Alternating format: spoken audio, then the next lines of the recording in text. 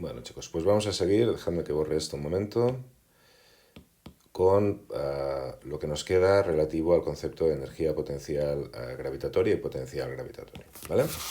Entonces, la fórmula crucial, ¿vale? Que nuestra energía potencial gravitatoria, el candidato que nos parece más útil para dicha cantidad, ya sabéis que siempre podemos sumar una constante, es esto de aquí, ¿vale? Que es lo que hemos discutido pues justo al final del vídeo anterior. Esta energía potencial pues tiene esa característica de que al derivarla respecto de la coordenada radial, con un signo menos, pues nos va a dar la fuerza gravitatoria, ¿de acuerdo? Vamos a definir ahora lo que llamamos el potencial gravitatorio, que es simplemente pues la energía potencial por unidad de masa, ¿vale? Muy bien. Y esto pues obviamente pues va a tener esta forma, ¿vale? Esto lo hacemos porque en gravitación todas las cantidades de interés son proporcionales a la masa que ponemos como testigo, la masa de prueba que ponemos en presencia típicamente de una masa más grande, ¿vale? Podemos coger el caso, por ejemplo, del Sol, ¿vale? Y aquí podemos tener pues una masa de un par de kilogramos, ¿vale? Y con esta masa podemos explorar el campo gravitatorio, decimos, creado por el Sol, ¿vale? Por ejemplo, podemos determinar la intensidad del campo gravitatorio como la fuerza por unidad de masa, ¿de acuerdo? ¿Vale? Y esto pues es posible porque sabéis que la fuerza es proporcional a la masa, así que al dividir por la masa prueba, la masa de test que estamos poniendo alrededor del Sol, pues obtenemos algo que es independiente del valor concreto de dicha masa, ¿vale? Esto mismo lo hacemos aquí en el caso del potencial gravitatorio, ¿vale? De manera que si movemos una masa, pues esta de la que estábamos hablando, la ponemos en distintos lugares, pues podemos determinar su energía potencial simplemente multiplicando el valor de dicha masa por el potencial gravitatorio en dicho punto, ¿vale?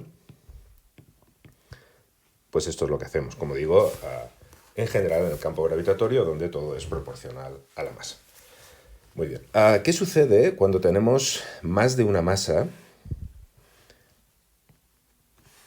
que podemos considerar como creadoras del campo, ¿vale? Masas grandes, pues M1, M2, M3, etc., ¿vale?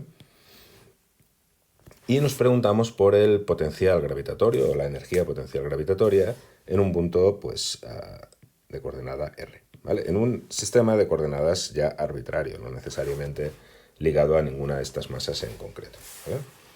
Bueno, pues fijaros, aquí lo que va a suceder es lo siguiente. Vamos a considerar el caso de una dimensión para fijar ideas porque lo que sucede en tres dimensiones es totalmente análogo, ¿vale? Os recuerdo que entonces teníamos que la fuerza unidimensional f de x, ¿vale? La podíamos poner como menos la derivada de una cierta energía potencial que dependía solo de x, ¿vale? Respecto de x. Obviamente si tenemos varias fuerzas campo, ¿vale? En una dimensión, pues la fuerza total va a ser pues, la fuerza 1, ¿vale? Más la fuerza 2, más, etcétera, hasta la fuerza pues, n. Podríamos tener multitud de campos que podrían estar creados por algún tipo de fuente, ¿vale? Pero lo que nos importa aquí es que en cada punto hay una fuerza y la fuerza total no es más que la suma vectorial de dichas fuerzas, ¿de acuerdo? Pues fijaros, en este caso es perfectamente factible, si cada una de estas fuerzas es conservativa, que lo es, en el caso unidimensional no hay la más mínima duda sobre ello, podemos escribirla como la derivada de pues, una cierta energía potencial 1, ¿de acuerdo? Respecto de x, y así sucesivamente, ¿vale? Esto sería menos la derivada de una cierta energía potencial 2, distintas funciones, etc., ¿vale? Y entonces, ¿qué es lo que tendríamos? Pues fijaros que la fuerza total sería pues la suma de esas derivadas, ¿de acuerdo? Y la suma de las derivadas es la derivada de la suma, así que podríamos poner aquí simplemente menos la derivada de E1 más E2, etc., ¿vale? Hasta En respecto de x. Y por lo tanto, para la fuerza total, pues podemos definir que la energía potencial es pues, la suma de esas energías potenciales, 1, 2, etc. ¿Vale? Así que siempre y cuando las fuerzas que estemos considerando sean conservativas, que en el caso de una dimensión lo van a ser siempre, podemos de nuevo definir el concepto de energía potencial simple y llanamente como la suma de las energías potenciales correspondientes a cada una de las fuerzas que estamos considerando, ¿vale? Pues en el caso tridimensional, de una fuerza conservativa, como es la fuerza gravitatoria. Si tenemos varias masas que generan cada una de ellas su campo gravitatorio, pues vamos a tener un potencial gravitatorio que va a ser pues, la suma de los potenciales creados por la masa 1, obviamente en ese punto R, más la suma del potencial creado por la masa 2 en ese punto R, etc. ¿Vale? Aquí tendríamos 3 masas, pero podemos hacerlo para n masas en general. ¿Vale? Y esto se va a cumplir, como digo, exactamente igual que se cumplía en una dimensión. ¿Vale? Así que cuando tengamos una situación con varias masas y en un problema nos preguntan, oye, ¿cuál es el potencial gravitatorio en tal punto? Pues lo que tenemos que hacer es evaluar las diferentes distancias. Esta sería la distancia 1, esto sería la distancia 2, y así sucesivamente, y utilizarlas para el cálculo de menos g, la masa que estamos considerando, m1, m2 o la que fuere, multiplicado. Si estamos hablando de masa, energía potencial, tenemos que utilizar una masa de prueba, si no, pues simplemente la quitamos, ¿vale?